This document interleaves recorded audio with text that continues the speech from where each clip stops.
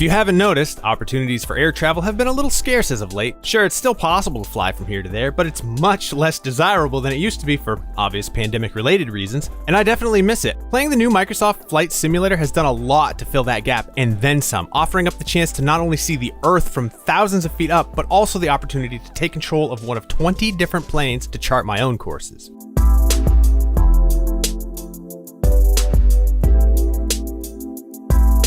The great thing about Microsoft Flight Simulator and its real-time Bing Maps integration is you can hop into a plane and take off from basically any airport in the entire world. At last count, over 37,000 airports, airfields, and even tiny dirt airstrips were available to you. 30 airports available with the base game are handcrafted to resemble the actual airports on which they're based as accurately as possible. If you've ever flown into LAX or JFK, you'll probably be astonished at how well they've been recreated here by Asobo Studios. But the 36,970 other airfields are also impressive, even if they aren't modeled on actual architectural blueprints like the handcrafted ones. For example, my local airport in Midcoast, Maine is absolutely tiny with 2 runways, one just over 1,500 meters and the other just over 1,200 meters. The algorithm used to fill in the 3-dimensional structures from real-world Bing Maps data recreated my local airport to a level such that I wasn't sure if it was generated or built by a programmer. Sure, there are a few smaller buildings missing and the signage isn't in place, but it's close enough I could actually recognize it when I was taxiing to park. But that's just my small rural airport. The real joy of Microsoft Flight Simulator has been visiting places I've never been before. I watched a short YouTube video on Hong Kong the other day, and when it was over, I thought, you know what? It'd be cool to fly over Hong Kong at night, I bet. And so I fired up Flight Simulator and I did. And it looked incredible. I was able to fly around the city and see the towering skyscrapers lit up and the warm orange hues of halogen and cool blues of mercury streetlights on the patchwork of city streets below. Couple that with a half moon reflecting off the ocean and a few low clouds, and it was sublime, almost like a lo-fi hip-hop beat come to life. Beyond Hong Kong at night, I visited other places on my bucket list, flying lower and closer than real life would ever allow. I took off from the international airport in Rio de Janeiro, Brazil, and immediately pointed the nose toward Christ the Redeemer, the massive granite statue overlooking the city. After circling around, I radioed the tower and went back in for a landing. The level of detail in the model of the statue is incredible. I flew a similar sightseeing tour of the Great Pyramids, coming in lower and closer than any real-life plane would be allowed. I also took a tour of the Grand Canyon, dropping down inside and carefully maneuvering my plane between its foreboding walls. I have to say, Microsoft Flight Simulator is scratching my travel itch while letting me explore and experience more than I ever could simply sitting in seat 24C on a commercial jet. It's almost an addiction at this point. If I'm watching a YouTube video or something on Netflix and I see an interesting location, I make a note to visit it later in Flight Simulator. With no clear end in sight to the stay-at-home and quarantine order still covering so much of the country and much of the world, Microsoft Flight Simulator let me escape the confines of my small town and explore the world anyway. And for that, I absolutely cannot wait for its full PC release on August 18th.